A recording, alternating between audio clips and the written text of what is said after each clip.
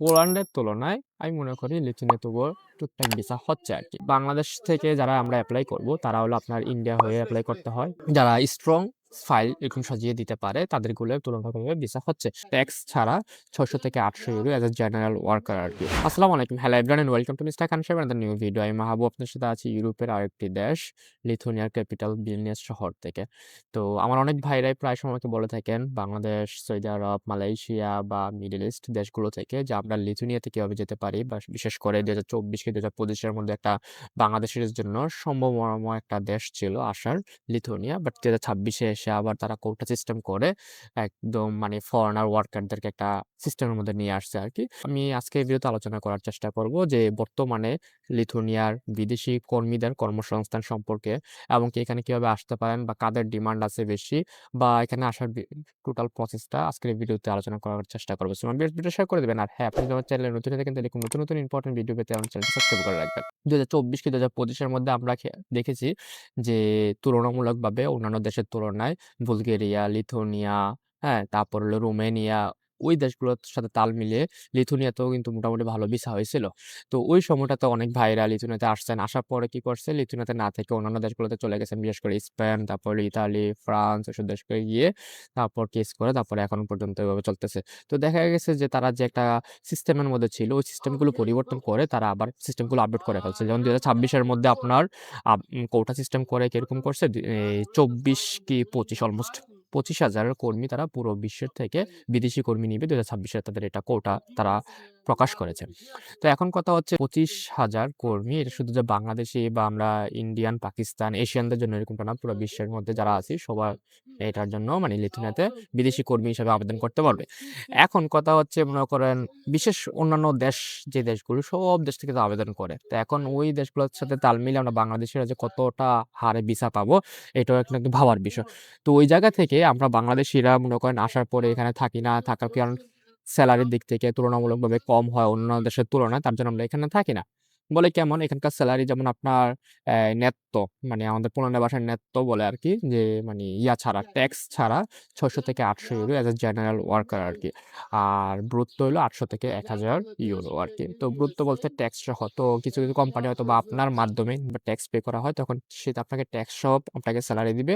তখন ওই টাকাটা আপনি ট্যাক্স আপনারটা আপনি পে করবেন। আবার কিছু, কিছু কোম্পানি মনে করেন কি তারা নিজেরাই নিজেদের মানে নিজেদের কর্মীদের ট্যাক্স দিয়ে থাকে, তখন যে তারা সেলারিটা আপনার ৬০০ থেকে ৮০০ এর মধ্যে দিয়ে থাকে আরকি। বিশেষ করে আবার থাকা খানার বিষয়গুলো কিছু, কিছু কোম্পানি আপনার হয়ে থাকে কি যে থাকা দেয়, খানা দেয় না। আবার কিছু, কিছু কোম্পানি খানা দেয়, থাকা দেয় না। আবার কিছু, কিছু কোম্পানি কোনটাই দেয় না। হ্যাঁ? এরকম টাইপের। আবার অনেক সময় দেখা যায় কি কিছু, কিছু কোম্পানি আপনার মনে করেন কি কোম্পানির বাসস্থান আছে, কিন্তু এর জন্য কিছু মানে তারা চার্জ কাটে, বা খাবার-দাবারের কিছু যেগুলো প্রয়োজনীয় জিনিসগুলো এগুলো তারা কালেক্ট করে দেয়। যেগুলো ছোট, ছোট কোম্পানি এগুলা তারা কালেক্ট করে। যেগুলো বড়, বড় কোম্পানি সেগুলোর ক্ষেত্রে আবার যার, যার জন্যে তাদেরকে চার্জ দিয়ে দেয় আরকি। ডিপেন্ড করে কোম্পানির উপর আরকি। তো এখন কথা হচ্ছে যে ভাই আমরা লিথুয়ানিয়াতে আসলে কেন থাকতে চাই না? কারণ তুলনামূলকভাবে আমাদের সেলারিটা কম হয়। তার জন্য আমরা লিথুয়ানিয়াতে থাকি না আরকি বেসিক ভাবে আরকি। তো এখন ২০২৬ সালে আমরা ভিসা পাওয়ার সম্ভাবনাটা কতটুকু? অনেকের প্রশ্ন। দেখেন ভাই, এখন এই যে ২৫,০০০ কোটা, ২৫,০০০ মানে কর্মসংস্থান বা কর্মী নিবে বিদেশের থেকে। তো এখন এই কর্মীদের মধ্যে আপনার আমার অনেক ফাইল, তারপর ইন্ডিয়ানদের অনেক ফাইল, তারপর পাকিস্তানিদের অনেক ফাইল, মিডল ইস্ট থেকে অনেক ফাইল, অন্যান্য দেশ থেকে নন সেনজিন দেশগুলো থেকেও অনেক ফাইল, এরকম টাইপের অনেক তাদের কাছে আবেদন পড়তেছে। এখন কারা তুলনামূলকভাবে আগে আছে প্রতিযোগিতার মধ্যে?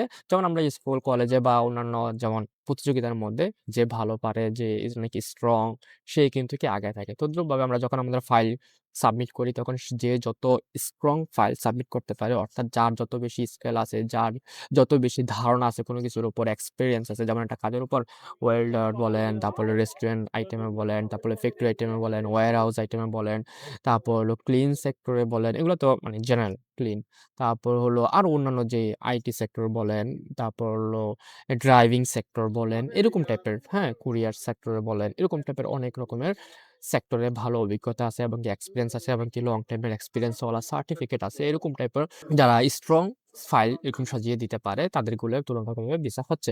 এখন বাংলাদেশীদের জন্য হার্ড কেন? বিশেষ করে মনে করেন কিছু রেস্ট্রিকশন কান্ট্রি আছে। যেমন আমাদের মনে করেন বাংলাদেশ, আমরা যেকোনো দেশে যাই না কেন, যেমন রোমানিয়া বলেন বা পোল্যান্ড, পোল্যান্ডে মোটামুটি তো এখন ঠিক আছে, বুলগেরিয়া, লিথুনিয়া, হ্যাঁ? আমরা এখানে আসার পর তারপর মনে করেন নন সেনজেন যে দেশগুলো আছে এগুলোতে আইসা তারপর গেম দিয়ে অন্য দেশে চলে যাওয়া, বা লিথুনিয়াতে আইসা লিথুনিয়াতে কার্ড তো আর করা লাগে না। আপনার ভিসা পাওয়ার পরে আপনার ওই এম্বাসি থেকে কার্ড নিয়ে যাওয়া যায়। ওখান থেকে বায়োমেট্রিক দিয়ে আরকি। তো তখন দেখা যায় আমরা ওই কার্ড নিয়ে আমরা জার্মান চলে যাই। আপনার এই যে লিথুনিয়ান ফ্রেন্ডের কাছ থেকে জানলাম এরকম টাইপের অহরহ হচ্ছে যে এই এখানকার কার্ড নিয়ে বা এখানকার ডকুমেন্টস নিয়ে আমরা অন্যান্য দেশে চলে যাই। বিশেষ করে জার্মানিতে, তারপর হলো আপনার ইতালি, ফ্রান্স এসব দেশে চলে যায়। যাওয়ার পরে দেখা যায় এখানকার যে বাংলাদেশীদের যে একটা সুনাম বা বাংলাদেশের যে ওয়ার্কারদের যে একটা যে কোটা বা বাংলাদেশের ওয়ার্কারদের যে একটা ডিমান্ড তাদের কাছে ওইগুলো আস্তে, আস্তে আমরা হারায় ফেলি আরকি। তো ওই তুলনায় আমরা পিছায় আছি আরকি। তো এখন আমাদের বিশেষ করে মনে করেন এই জায়গায় আমরা আসতে হলে অবশ্যই আমাদের স্ট্রং ডকুমেন্ট সাবমিট করতে হবে। তারপর তুলনামূলকভাবে আমরা প্রতিযোগিতায় এগিয়ে থাকবো ভিসা পাওয়ার ক্ষেত্রে আরকি। আর বাংলাদেশ থেকে যারা আমরা এপ্লাই করব তারা হলো আপনার ইন্ডিয়া হয়ে এপ্লাই করতে হয়। তো ওই ক্ষেত্রে দেখা যায় আমাদের ইন্ডিয়া এতদিন ভিসা প্রবলেম ছিল। তো এখন তো আর ভিসা প্রবলেম নাই। মোটামুটি double entry visa, single entry visa, তারপরে টুরিস্ট ভিসা সবকিছুই পাওয়া যাচ্ছে। এভেইলেবল করতেছে আরকি। তো আপনার আবার অ্যাপয়েন্টমেন্টেরও একটা ঝামেলা আছে। অ্যাপয়েন্টমেন্টও সচরাচর পাওয়া যায় না আরকি লিথুয়ানিয়া এম্বাসিতে, ইন্ডিয়াতে। তো যদি ওই এম্বাসিতে ডেটও পাওয়া যায়, তারপর দেখা যায় আপনার ফাইল সাবমিট করতে পারলে আশা করা যায় আরকি। বাট পোল্যান্ডের তুলনায় আমি মনে করি লিথুয়ানিয়া তবুও টুকটাক ভিসা হচ্ছে আরকি। বাট পোল্যান্ডে আপনার মনে করেন কি 100 থেকে আপনার কত ১০ টা, ৫ টা, ৮ টা এরকম টাইপের ভিসা আরকি শততে। আর মনে করেন কি আপনার লিথুয়ানিয়া যদি আপনি ভিসা রেশিও বলেন, পুরা মনে করেন কি আমাদের মিডল ইস্ট বা বাংলাদেশ সহ মোটামুটি বলতে পারেন ২০-৩০% এরকম বলতে পারেন আরকি যদি আপনার স্ট্রং ডকুমেন্টস থাকে আরকি এক কথায়। তারপর সৌদি আরব, মালয়েশিয়া থেকে আমার যে ভাইরা আমাকে বলে থাকেন যে, "ভাই আমরা এখান থেকে আবেদন করতে পারি?" আসলে আপনার যেকোনো এজেন্সি বা পরিচিত কোনো মাধ্যম বা এই দেশে অবস্থান করতেছে এরকম টাইপের কেউ, হ্যাঁ?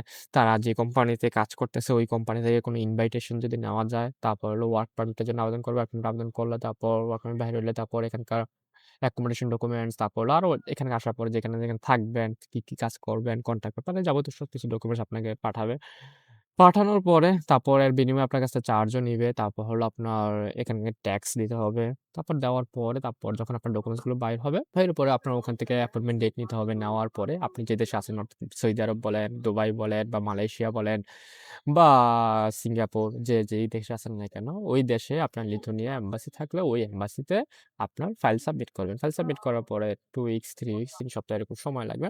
তারপর আপনার ভিসা হাতে পেয়ে যাবেন আরকি।